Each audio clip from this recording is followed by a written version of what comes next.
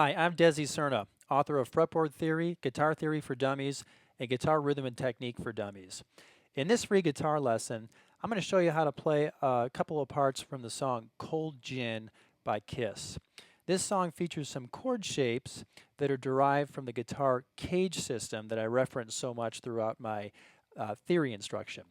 This lesson is suitable for intermediate level players and up who are already familiar with standard bar chord shapes and rhythm guitar technique. You can follow along with free guitar tab. Just go to the link in the video description. To get my sound for this song, I'm using a Paul Reed Smith DGT guitar. I'm on the back bridge humbucker. I'm plugged into a Fender Pro Junior amp. I've got it turned up to about 4, and I'm just using natural overdrive from the amp. I'm not running any pedals. But I'm not using the speaker on the amp. I have it plugged into this Rivera Silent Sister isolation cabinet, and it's got a 12-inch Celestion Vintage 30 speaker in it. And then I'm just adding a little bit of reverb at my mixing board, and here's my sound. All right, let's get started on the parts.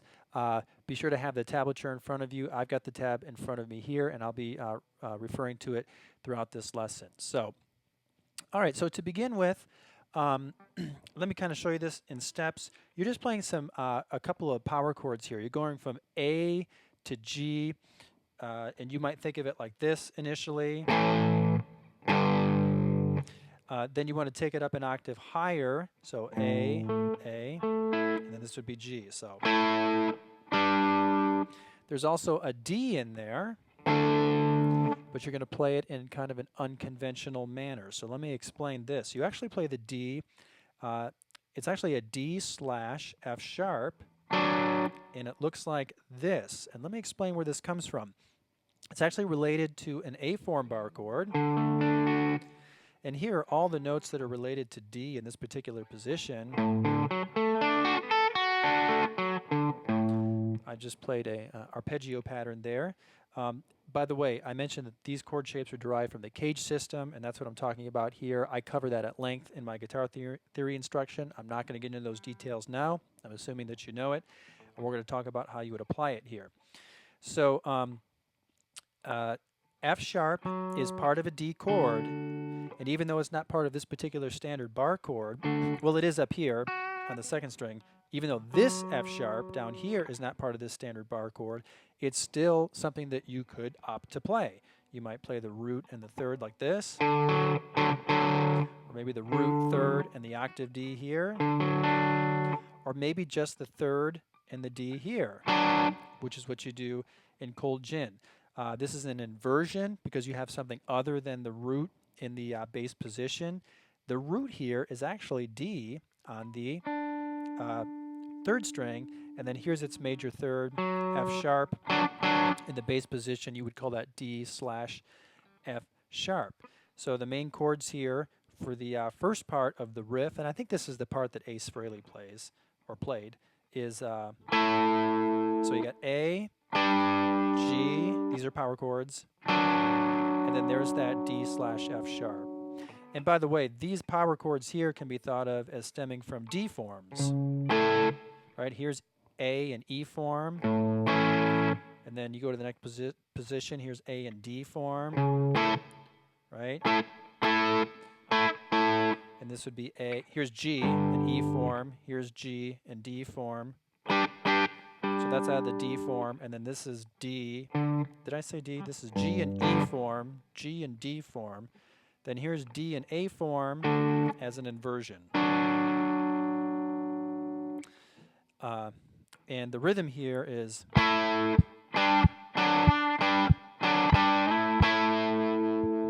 going to add a little bit more to this, so just track along with me here. So, okay, let's take a look at the rhythm. You want to pay attention to when you play on the beat and when you play off the beat here for these chord changes.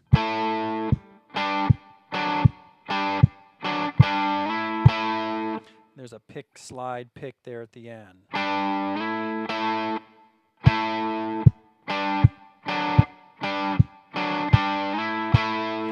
And then you repeat, and you just hit that first A power chord twice on the second time around.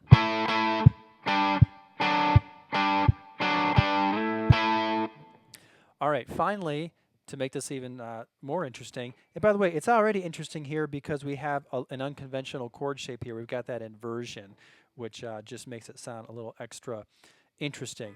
Imagine if you had played this with just standard chord shapes, you know, something like, or, you know, let's see, how about,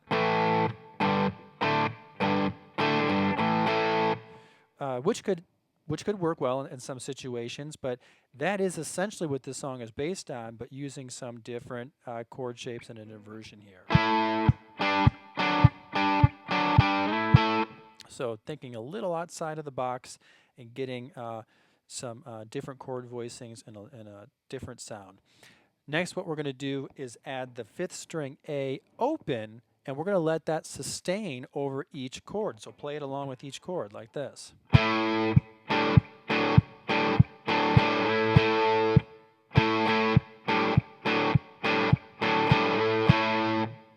So now things sound even more interesting. We have a little bit more depth because we've got more notes involved.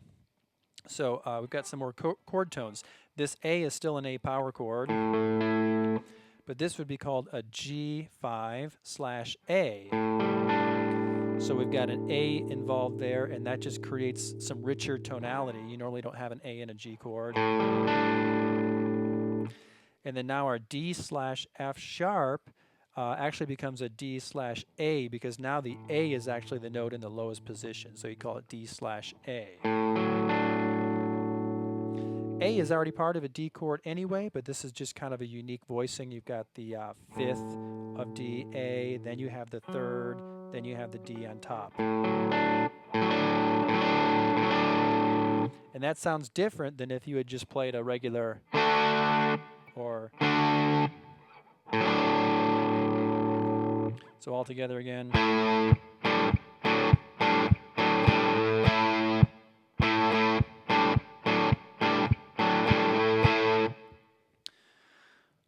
I don't want to make any accusations here, but I wonder if Ace Frehley, who's credited with writing this song for Kiss, perhaps got the idea for these chord changes from the song All Right Now by Free, which has a chorus section that goes like this.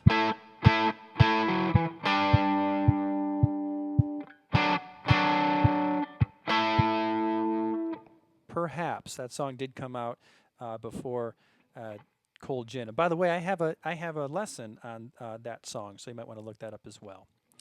All right, so we covered what I call guitar 1 in Cold Gin, but there's a second guitar. I think this is what Paul Stanley plays, and it does something a little bit different. And then when you put the two together, it just creates a big, thick, rich sound. So let's take a look at the tab. We're going to take a look at measure 3 now. I'm sorry, we're actually taking a look at measure 1, and you're just taking a look at the second guitar line underneath it here. So this one sounds like this.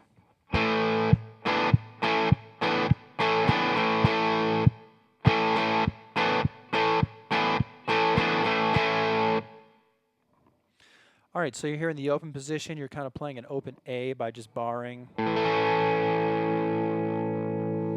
And then you're going to add your second finger on the second string and your third finger on the third string, like this. This chord shape could be called a couple of things. It depends on what you consider the root to be, and then how do you identify the intervals from there. I called it a, what did I call it? I called it a G6/A. Because if you think about the chords in the first part up here, it goes from A down to G. So that's kind of establishing a chord change from A to G. So if we're thinking of that, then this second guitar, this is the shape that it plays over that G. So if we're thinking of this as a G, type of G, then this would be the 5th of G, that would be a major third, and there's a 6th. Then we have A in the bass position, so G6/A. I have whole training programs on building chords, adding chord tones and extensions, and what all these little numbers mean. So I'm sorry if this stuff is going over your head. but you'd like to learn more about that, you can look that up on my website. Anyway, so A, and then I'm going to call this G6/A.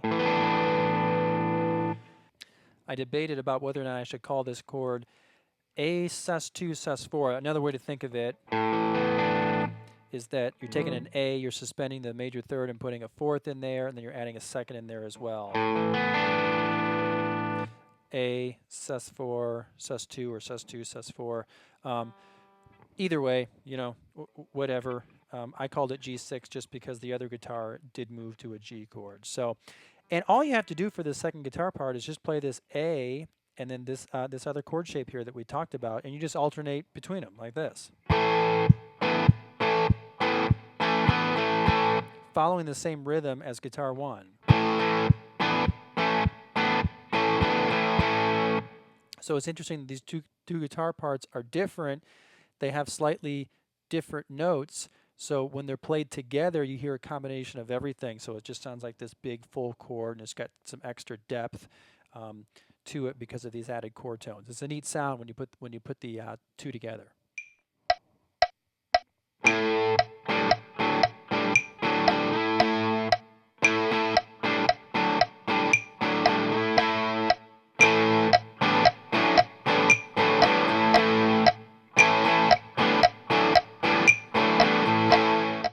Well, I hope you have enjoyed this free guitar lesson. If you would like to learn more about music theory for guitar, including guitar scales, chords, progressions, modes, and more, then go to my website at guitar-music-theory.com. That's guitar music theory with dashes in between the words. And when you get there, you can sign up to join my email list, you can receive some free materials, and you can preview my full theory courses that I offer. Well, thanks for watching. Please click like on this video and leave me some positive comments.